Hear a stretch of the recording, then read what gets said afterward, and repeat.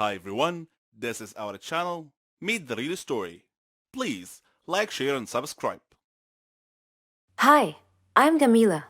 Have you ever experienced a life problem? I know everyone has their own problems, but imagine you had to hide something all your life. Do you know what it feels like? If not, let me tell you. My name is Gamila.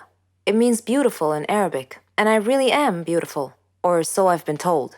But I have a problem. I always wear a glove on my left hand anywhere I go because I'm too embarrassed to show it to anyone. This has become my life problem. You see, I've had 7 fingers on my left hand since birth. My family couldn't afford a surgery to remove these extra 2 fingers.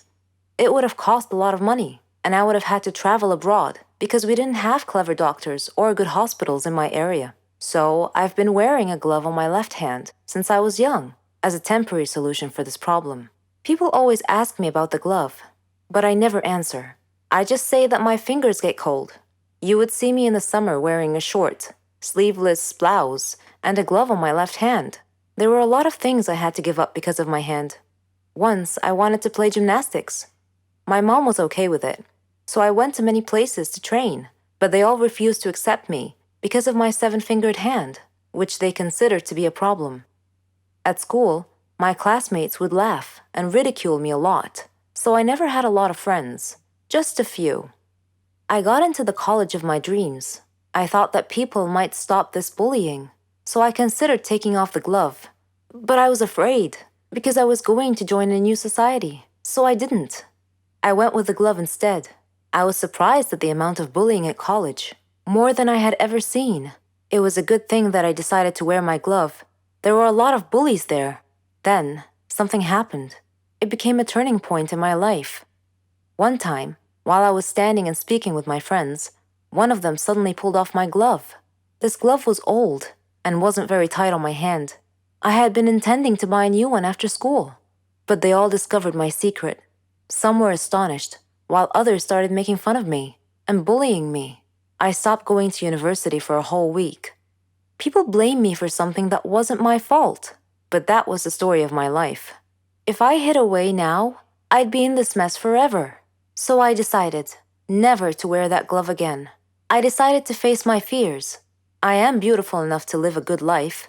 I decided to ignore all the bullies and take care of myself.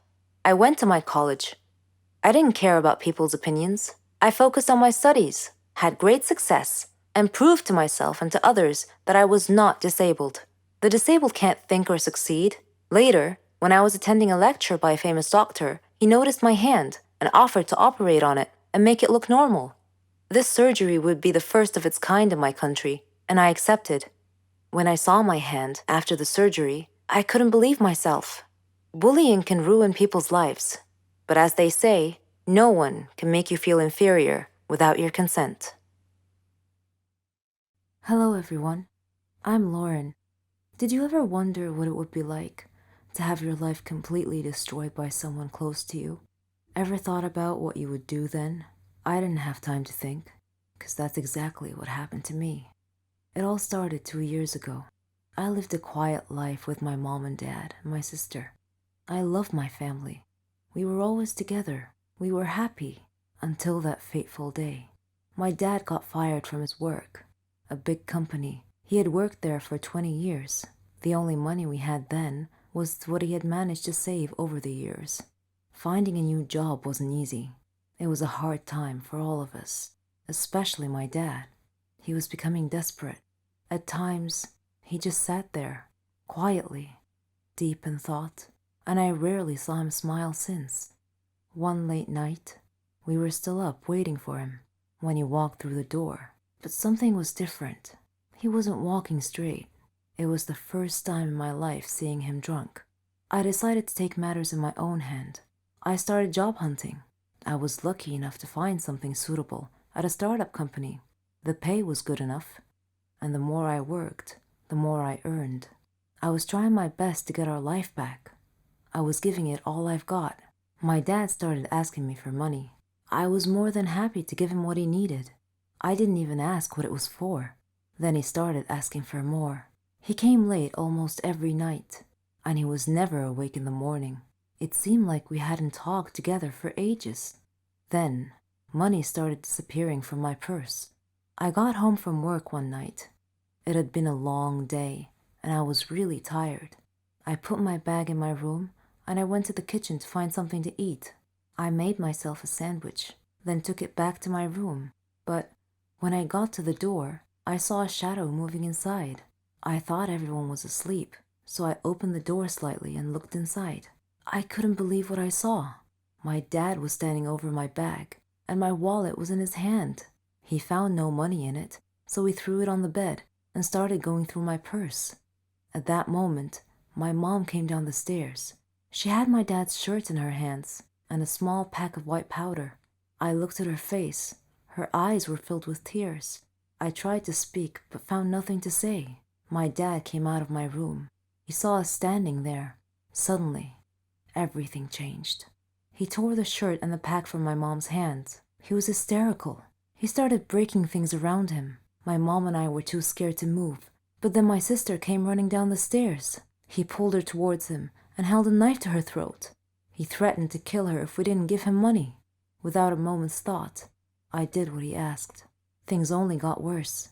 Nothing was ever enough. He asked for more and more money, and if I refused, he'd get violent, beating up anyone in his path. I couldn't stand by and watch, so I would just give him what he wanted, until I decided enough was enough. He barged down the stairs one evening and asked for all the money I've got. I told him we had expenses to pay, the rent, school fees, but none of it mattered to him. He asked me again for the money and threatened me if I didn't do what he asked. I refused. He hit me so hard that I crashed my head against the wall and fell to the floor, bleeding. Everything went dark. My mom took me to different hospitals, and I had to do a lot of checkups and tests, but all the doctors said the same thing, that this was it. I was sentenced to live my life in darkness, never to see the light again. Bumping my head against the wall was one of the reasons, but apparently my psychological state played a huge role in my recovery. The doctors suggested that I'd be taken to a psychiatrist. My dad felt sorry for what he had done to me. He quit the drugs and alcohol, tried to be proper, but it was because of him that I was in this state. I didn't know if I could ever find it in myself to forgive him. I was torn inside. He was my dad, but I couldn't forget what had happened. I stopped talking shortly after, and he left, disappearing from our lives. No one knew where he was or what he was doing. A year had passed, and he came home.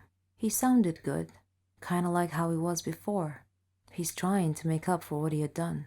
But to me, nothing he does makes a difference anymore. I'm still in the dark. That's something I'm gonna have to live with my whole life. I can't change that. What do you think I should do? Before this summer, I had zero experience with dating apps. Tinder wasn't even released until 2 years after my long-term relationship ended. During 7 years of my relationship, I had played around on my friends' apps, but never swiped left or right. Finding myself suddenly single at the beginning of the summer and in desperate need of distraction, I dove headfirst into the pool of online dating. I started with Tinder because my town is too small for anything else, and my cold dead heart wanted casual dates and nothing serious. And that's the whole purpose of Tinder. Tinder met most of my expectations. I went on a handful of dates, met some cool guys, and some not so cool guys. I even hung out with a few truly interesting people, like a radio DJ who runs a wedding business on the side. What I did not expect from Tinder, however, was how most of these interactions started to make me feel good about myself. I mean really good about myself. Like every woman in the world, I have never been happy with my body. At a size 10, I am labeled plus size, and I've worn glasses on and off throughout my whole life. When I'm out with my girlfriends, I am never the girl who is hit on, flirted with, or even picked up. Ever since I hit puberty and became aware of attractive versus unattractive, I've thought of myself as filling the role of the fat friend who just sits back and smiles. Obviously, I've had boyfriends, but they've always been my friends first. So when they said you're gorgeous, what I heard was, I found you gorgeous only after getting to know you. I didn't immediately think you were pretty. I know that having someone attracted to your personality is way more important than thinking you're cute. But I wouldn't hate having just one guy who doesn't know me at all tell me that I'm attractive. Friends, family, and boyfriends, I don't believe. But a total stranger, that person I might actually listen to. This brings us back to Tinder. One of my first nights using the app, a friend and I sat on my back deck and decided who to swipe left and right on. With each it's a match, we laughed and looked into the guy's profile a bit more. After the third match, I said, "These guys are just judging me on my appearance, right?" And my friend nodded. "So they're only swiping because they think I'm cute? Or are they just swiping on every girl?" We concluded that obviously some of the guys were swiping right on every girl, but the chances of every single guy doing that were slim. We swiped some more. When I started matching with guys who were classically good looking, well, I won't lie, that felt really good. A hot guy actually thinks that I'm attractive? What? No. How could that be? Then the messages started. Some guys went right in with, "You're really pretty." Others went in for a conversation first before giving out compliments here and there. I know that this is how people operate on Tinder, but keep in mind that I'm not used to anything. It wasn't until I started meeting with these guys that I wondered, can Tinder actually boost my self-esteem? Two guys asked how someone as pretty as me was still single. I went on a date with one guy who told me in Spanish that I was beautiful. Another guy who I'd met up with a few times asked me, "Are you looking for something serious?" I laughed like a loon in response. It wasn't the question that surprised me. It was the fact that I was coming from an incredibly attractive, incredibly fit guy. Because yes, I'm being shallow and only swiping right on guys who I find physically attractive. When I was done laughing, I said something awkward like, "Oh, maybe? I mean, I'm not against it." My mind, however, was saying, "Are you serious? Have you seen yourself? Have you seen me?" I was in fact not attractive, but I simply knew how to dress well. I retreated into my unhealthy shell. Soon after that guy, I hung out with a sweet, nerdy medical student who was in town on a vacation. We got along well. The next day, as we met up again, he seemed shocked that I was on a second date. He kept repeating, "You're just so beautiful. I never get to do things like this." I don't know how to respond to compliments. And the medical boy shook his head. He said, "Don't do that. Don't body shame yourself. You're so attractive. Have you seen yourself? You're gorgeous." Something about that guy made my typical self-hate thoughts start to lose hold. Again, I know that this is the type of stuff people say on Tinder, but let's be honest, why put in the extra effort? Unless it's true. Somewhere between the casual Tinder chats, the handful of dates, my mind circled a new thought. Am I attractive? I stared at myself in my full-length mirror. I tried to see what these guys saw. Guys who did not know me at all. Guys who are not being swayed by my personality. And guys who have no reason to compliment me because I'm not looking for another relationship anytime soon. Suddenly I started to see it. Where I used to see unsightly lumps and a stomach I sucked in before turning off the lights, now I see a healthy, curvy, and dare I say it, slender body. Friends, family, and boyfriends have always told me that I'm attractive, but it wasn't until these strangers started repeating it over and over that I actually started to hear it. So which is boosting my self-esteem? Tinder or just plain dating?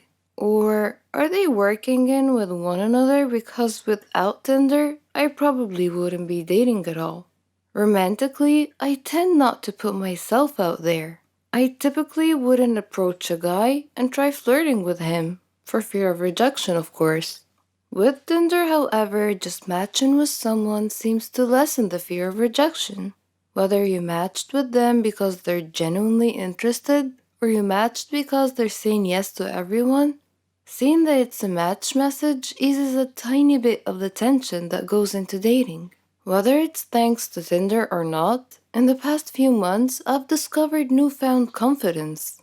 When someone compliments me, I say thank you instead of responding with a self hatred joke. When I meet a date for the first time, I work at being my usual chatty, sarcastic self rather than being shy and quiet. I have flirted with guys and even gave a random musician my number. For once in my life, I feel like I'm someone worth dating, rather than fearing my significant other might be too good for me. Did Tinder give me this confidence boost? Or am I just getting older and wiser? I don't know for sure. But what I do know is that I'm not going to stop online dating anytime soon.